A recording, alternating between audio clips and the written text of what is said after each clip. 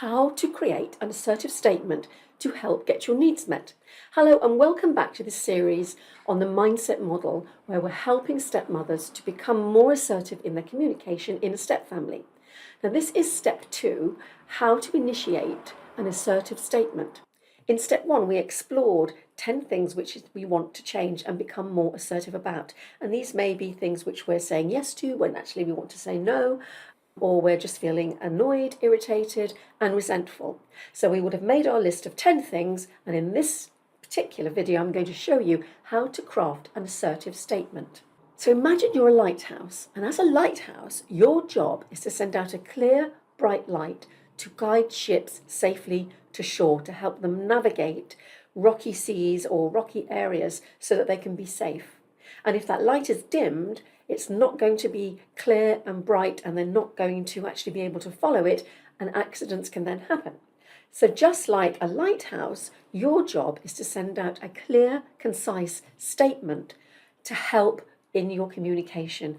This will help with the whole family's communication so that you're communicating in a clear, precise manner. It helps to reduce conflicts, it helps you to get your needs met so you feel less resentful and less angry, and it has a benefit to the whole family. This will allow you to sort of almost control your emotions, because you're not going to let those feelings of irritation and anger get the better of you because you're feeling put upon, or that nobody's listening and you're being just taken for granted and doing things you didn't necessarily want to do. Also, sometimes you might feel that it's just not okay to ask the kids to pick up their stuff, or it's not okay to ask for help with putting away the crockery, unloading the dishwasher, or helping with the supper things. You just don't feel you can ask because you're afraid of conflict. If you can craft a clear, concise, assertive statement, you are going to be able to reduce your levels of anxiety, because you're not going to be worried about asking for your needs to be met, for help around the house, for etc. So how are we going to do this? So I have an exercise for you to help you craft your assertive statement, and we're going to do this by using a formula to help you craft this assertive statement. And initially you're going to have to think about this, but the more you do it, this is going to start to happen automatically, and you're not even going to have to think about it, because it will just be part of who you are. You'll just be able to do this. So step 1, reflect on a situation that you identified in the last session. So you had your 10 things which you want to change, which you want to become more assertive about. I want you to pick one that we're going to craft this assertive statement about, which is probably a level 2 or 3. This is something which you can just about stand. It's going to take you slightly out of your comfort zone, but not so far that it absolutely petrifies you and you're just not going to want to do it. So go back and have a look at your list and think about something that you can do, as I say, a 2 or a 3, that you've ranked it in terms of overall difficulty. Step 2, using the formula I feel in emotion.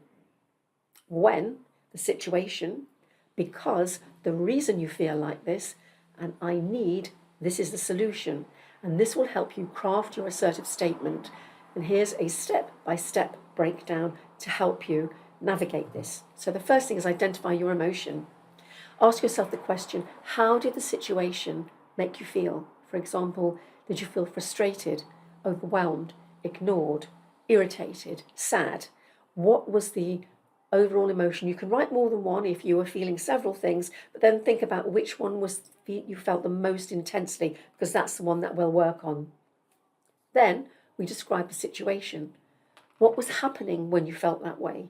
For example, the house was messy. Nobody had loaded the dishwasher, or they hadn't unloaded the dishwasher and all the pots were on the side.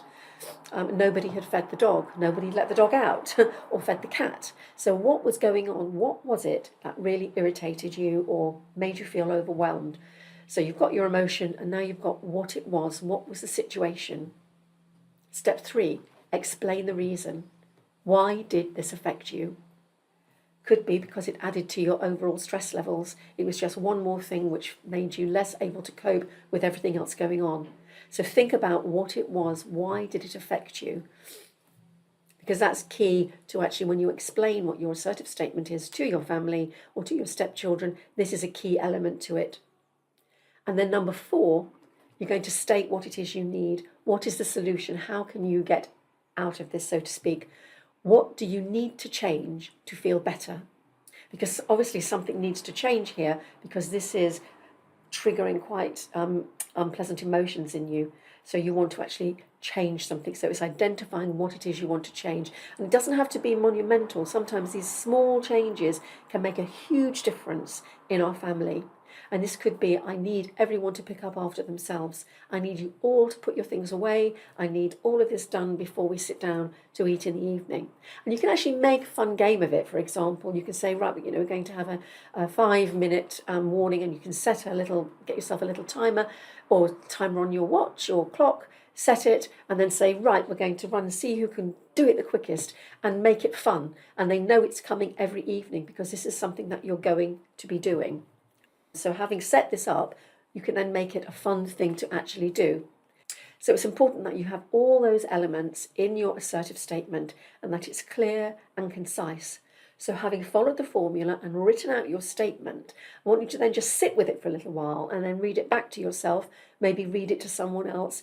Do you need to make any adjustments? Is it clear? Have you used very precise language? Not waffle, not excuses. You're not having any negatives in there. This is something which you're going to deliver in a very assertive, positive manner. And if you follow these steps, you're going to find that you'll be able to say what it is you want to say without feeling anxious, because you're delivering an assertive statement, so you're not having to worry about what's going to happen, because you know that you can cope with this. You know that you can deal with the situation by delivering this statement assertively. So that is how you craft an assertive statement.